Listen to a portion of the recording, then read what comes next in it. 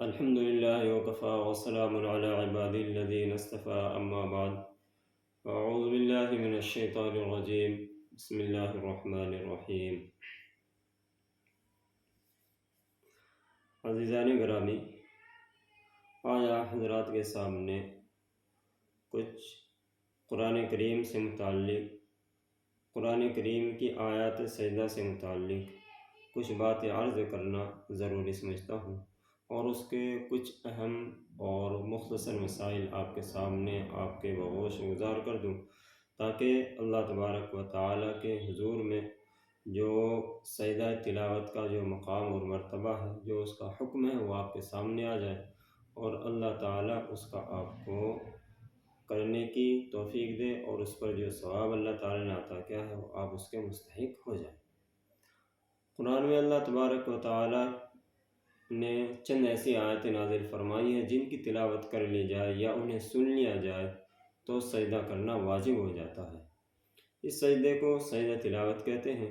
رمضان المبارک میں قرآن کریم کی تلاوت اور سماعت یعنی اس کا سننا بہت ہی زیادہ کثرت سے ہوتا ہے، اس لیے اس سے متعلق چند اہم مسائل بیان کرنا ضروری سمجھتا ہوں۔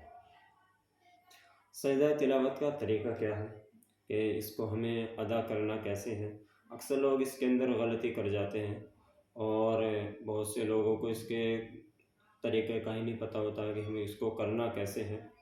سجدہ تلاوت کرنے کا ایک طریقہ تو یہ ہے کہ آدمی بیٹھے بیٹھے اللہ اکبر کہہ کر سجدے میں چلا جائے، اور اللہ اکبر کہتے وقت ہاتھ نہ اٹھائے جائیں، یعنی جیسے ہم نماز کے لیے کانوں تک ہاتھ اٹھاتے ہیں، کندھوں تک ہاتھ اٹھاتے ہیں، وہ ہاتھ نہ اٹھائے جائیں، بلکہ اللہ اکبر کہیں اور سیدھا سجدے میں چلے جائیں۔ سجدے میں کم از کم 3 مرتبہ سبحان ربی الاعلیٰ کہہ کر اللہ اکبر کہتے ہوئے پھر سر اٹھا لیں، سجدہ تلاوت ادا ہو جائے گا۔ اور یہاں پہ ایک بات بھی ضروری سمجھیں کہ سجدہ تلاوت میں سلام پھیرنے کی بھی کوئی ضرورت نہیں ہے۔ ایک طریقہ تو یہ ہے۔ دوسرے طریقہ یہ ہے، بہتر یہ ہے کہ کھڑے ہو کر بغیر ہاتھ اٹھائے پہلے اللہ اکبر کہہ کر سجدے میں جائیں، اور 3 مرتبہ سبحان ربی الاعلیٰ کہیں، پھر اللہ اکبر کہتے ہوئے سجدے سے سر اٹھا لیں۔ یہ سجدہ تلاوت ادا ہوگا۔ اس کے چند مسائل ہیں، مسائل اور بھی ہیں، لیکن میں ضروری سمجھتا ہوں کہ جو مختصر اور بہت ہی جو عام مسائل ہیں وہ آپ کے سامنے بیان کر دی جائیں۔ سجدے کی آیت پڑھنے اور سننے والے، ایک آدمی نے آیت سجدہ پڑھی ہے اور ایک نے اس کو سنا ہے، تو دونوں پر سجدہ کرنا واجب ہو جاتا ہے، چاہے سننے والا قرآن کریم سننے کے واسطے بیٹھا ہو یا کسی اور کام میں مشغول ہو۔ اگر اس نے سجدہ تلاوت سنی ہے، سجدے کی آیت سنی ہے، تو اس پر آیت سجدہ سننے کی وجہ سے سجدہ تلاوت واجب ہوگا۔ اب جو آدمی تلاوت کر رہا ہے اس کے لیے بہتر بات یہ ہے کہ وہ تلاوت کرنے والا اس آیت سجدہ کو آہستہ پڑھے تاکہ کسی اور پر سجدہ واجب نہ ہو۔ مسئلہ نمبر 2، اگر نماز میں سجدے کی آیت پڑھی مگر نماز ہی میں سجدہ تلاوت ادا نہ کیا، ایک آدمی ہے نماز پڑھ رہا ہے یا نماز پڑھا رہا ہے اور اس نے آیت سجدہ نماز کے اندر پڑھی اور وہ نماز کے اندر سجدہ تلاوت ادا نہیں کیا، تو وہ کیا کرے؟ نماز کے بعد سجدہ کرنے سے سجدہ تلاوت ادا نہ ہوگا، کیونکہ وہ اس کا مقام اور اس کا محل وہیں تھا، وہاں ادا نہ کیا تو اب وہ ادا نہیں ہوگا اور وہ شخص گنہگار ہوگا۔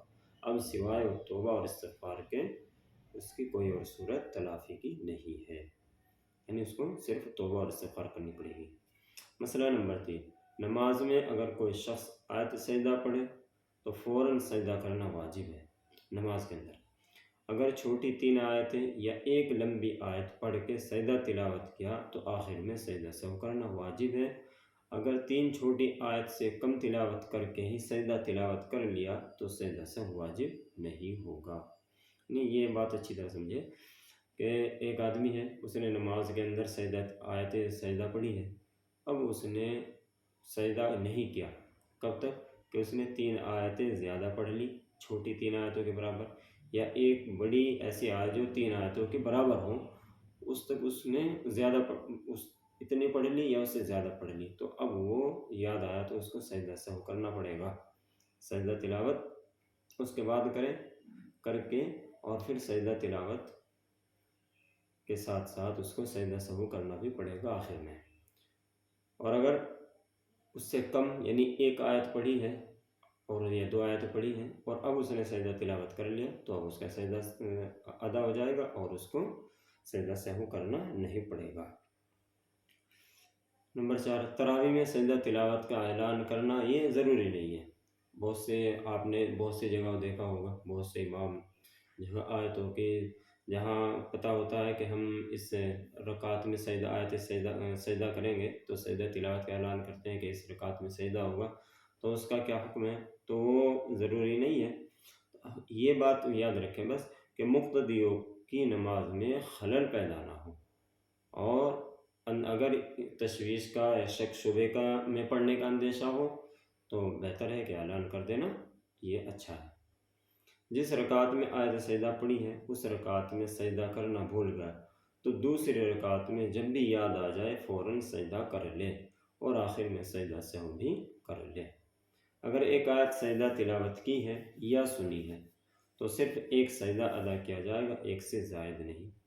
اگر ایک آیت سجدہ تلاوت کی ہے یا سنی ہے تو صرف ایک سجدہ ادا کیا جائے گا، ایک سے زیادہ نہیں۔ اگر سجدہ تلاوت والی کئی آیات تلاوت کی ہوں یا سنی ہوں تو ہر آیت کی طرف سے الگ الگ سجدہ کرنا ضروری ہوگا۔ مثلا اگر 4 آیتیں تلاوت کی ہیں اور چاروں آیتوں میں سجدہ تھا، یا سنی ہے تو چاروں آیتوں میں سجدہ تھا، تو 4 سجدے کرنے لازم ہوں گے، ضروری ہوں گے، یہ واجب ہے۔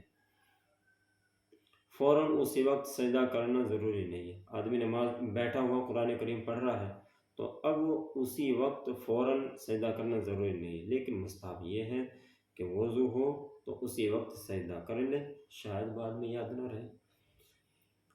مسئلہ نمبر 9، جو چیزیں نماز کے لیے شرط ہیں وہ سجدہ تلاوت کے لیے بھی شرط ہیں۔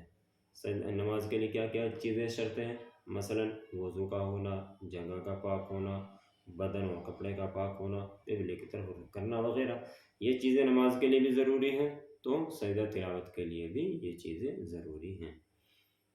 مسئلہ نمبر 10، اگر کسی عورت نے اپنے ایام میں، ماہواری کے جو ایام ہیں یا جو بچے کی ولادت کے بعد جو ایام شروع ہوتے ہیں، اس حالت میں کسی سے آیت سجدہ سن لی، یعنی ابھی ایام چل رہے ہیں اور ان ایام کے درمیان میں کسی سے آیت سجدہ سن لی تو اس پر سجدہ تلاوت واجب نہیں ہوا۔